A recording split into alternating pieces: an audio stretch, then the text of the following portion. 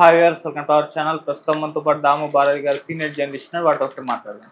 నమస్కారం సార్. నమస్తే సార్, జగన్మోహన్ రెడ్డి గారు ఫ్యామిలీ వివాదం మరోసారి తెరపైకి వచ్చి చర్చనీయాంశంగా మారింది సార్. విజయమ్మ గారు బయటకు వచ్చి స్వయంగా జగన్మోహన్ రెడ్డి గారి పైన విమర్శలు చేశారు, ఆయనకి కౌంటర్ ఇచ్చారని చెప్పేసి వార్తలు ప్రచారం అవుతున్నాయి సార్. అసలు ఏం జరిగింది, విజయమ్మ గారు ఏం కౌంటర్ వేశారు, మరి వైరల్ అవుతున్న వార్తల పైన మీ ఒపీనియన్స్? జగన్ వర్సెస్ షర్మిల ఈ గొడవలో విజయమ్మ క్లియర్గా షర్మిల వైపే నిలబడింది.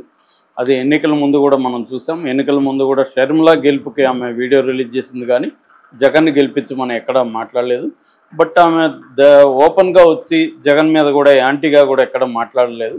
సో కానీ మొట్టమొదటిసారిగా లాస్ట్ ఇయర్ చివరిలో సరస్వతి పవర్ సంబంధించి కంపెనీ ఉంది వాళ్ళకి. ఆ కంపెనీ నిజానికి ఏమీ పవర్ ప్రొడ్యూస్ చేయడం ఏం లేదు, కానీ ఆస్తులు ఉన్నాయి. ఆ కంపెనీ పేరుతో ఆస్తులు ఉన్నాయి. ఆ ఆస్తులకు సంబంధించిన వివాదం కూడా ఆంధ్రప్రదేశ్లో జరుగుతుంది. అందులో కొన్ని అక్రమ ఆస్తులు ఉన్నాయి, ప్రభుత్వానికి సంబంధించిన ఆస్తులు ఉన్నాయని కూడా దాని మీద కూడా విచారణ జరుగుతుంది. ముందుగా అటవీ భూములు ఉన్నాయన్నారు, తర్వాత అటవీ భూములు లేవు, దాని ఏమంటారు మన కొన్ని ప్రభుత్వ ఆస్తులకు సంబంధించి ఉన్నాయి అనేది అక్కడ వచ్చింది.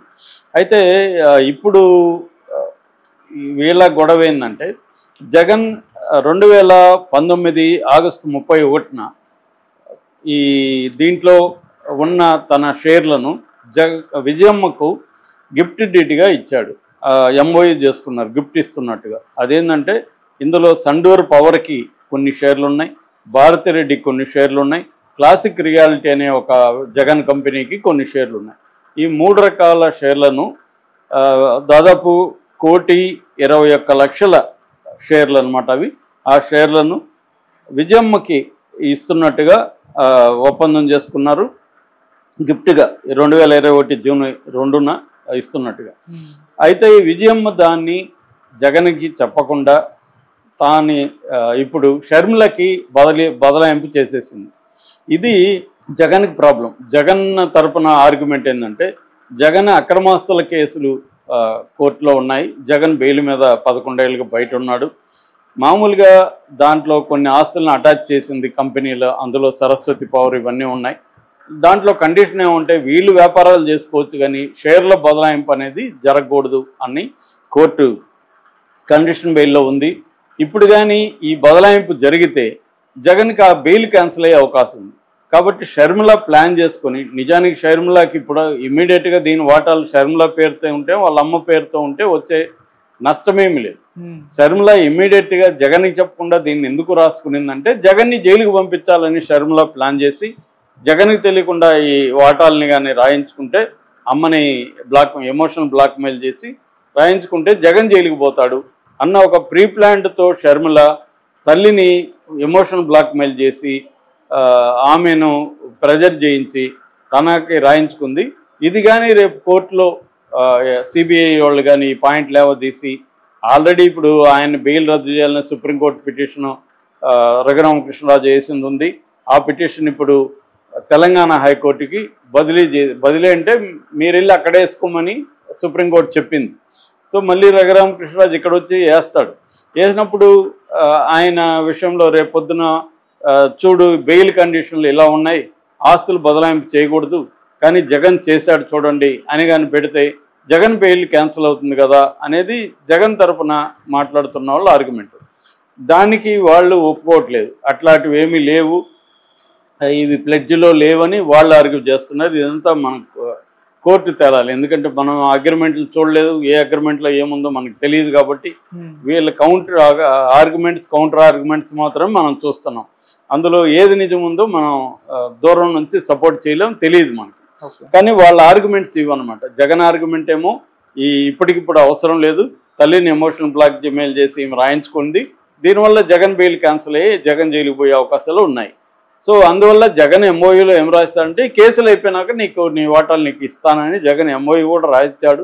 ఈమె తొందరపడుతుంది, ఎందుకంటే ఆమెకేదో అవసరం అయ్యో కాదు, జగనే జైలుకి పంపించే కుట్రతోనే ఇది చేస్తుంది అనేది వాళ్ళు మాట్లాడేది. సో ఏదేమైనా ఒక బిట్టర్ రైవలరీ వాళ్ళిద్దరి మధ్య వచ్చేసినప్పుడు, అతని నాశనాన్ని ఈమె నాశన అతను కోరుకునే ఒక పరిస్థితి వచ్చేసినప్పుడు తల్లి ఆమె ఒత్తిళ్ళు ఏమున్నాయో తెలియదు మనకి. ఆమెకి భారతిరెడ్డికి మధ్య గొడవలు ఉండే అవకాశం ఉంది. అందువల్ల తల్లి నేచురల్గానే కోడల కూతురు అన్నప్పుడు ఎవరైనా కూడా ఏం చేస్తారు, జనరల్గా కూతురు వైపు మొగ్గు చూపిస్తారు. అలాగా ఆమె కూతురు వైపే మొగ్గు చూపించింది, కూతురుతోనే ఉంటుంది. ఇప్పుడు ఏమైందంటే దీన్ని జగన్ ఈ వాటాల బదలాయింపు చెల్లదు లీగల్గా అని చెప్పి జగన్ ఏం చేశాడంటే ఎన్సిఎల్టీ అంటారు, నేషనల్ కంపెనీ లా ట్రిబ్యునల్ అని ఉంటుంది. ఈ ఎన్సిఎల్టీలో ఆయన కేసు వేశాడు.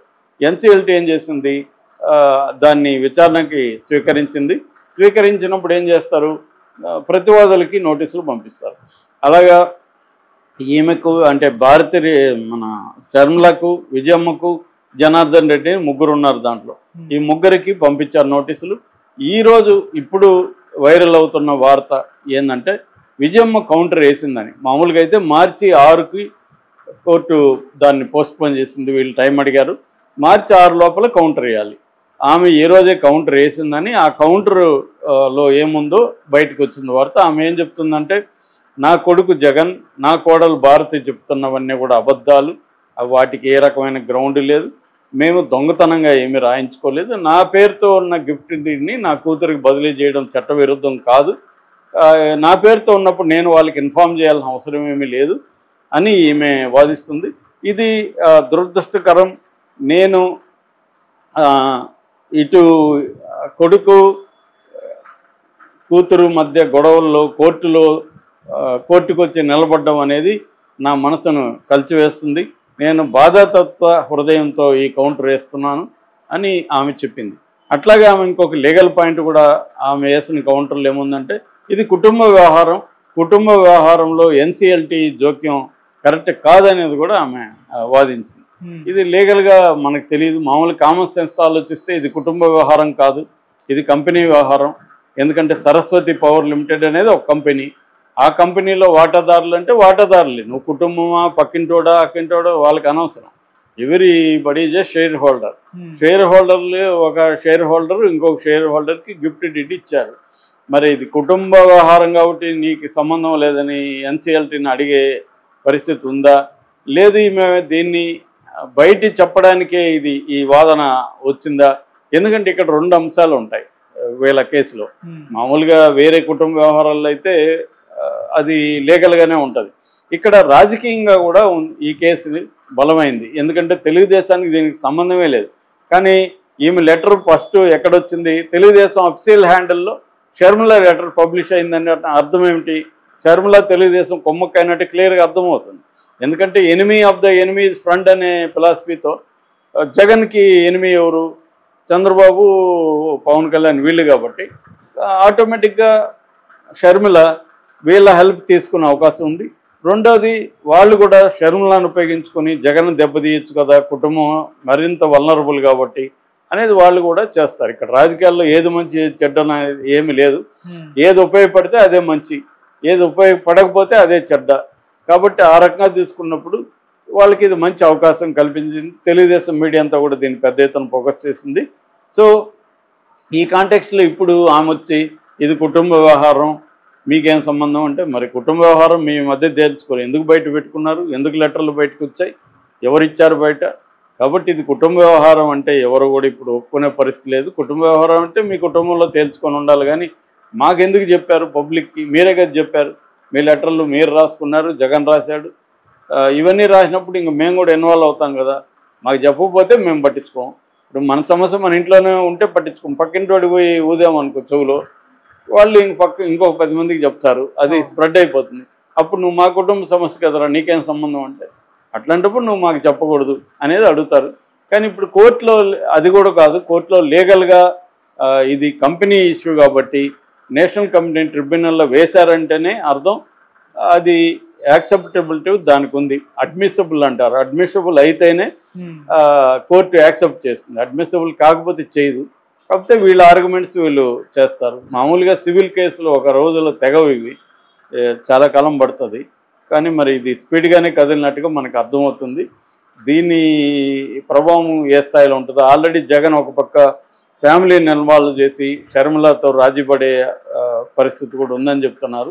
షర్మిల మాత్రం అంత ఈజీగా వదిలిపెట్టదని అర్థమవుతుంది. ఆమెకు పార్టీ నాశనమైన, కాంగ్రెస్ పార్టీ నాశనమైన, రాష్ట్రం నాశనమైన అనవసరం. జగన్ నాశనమే ఆమెకు కావాలి. ఎందుకంటే పగబట్టింది ఆమె. సో అది దాన్ని మనం తీర్పు అయితే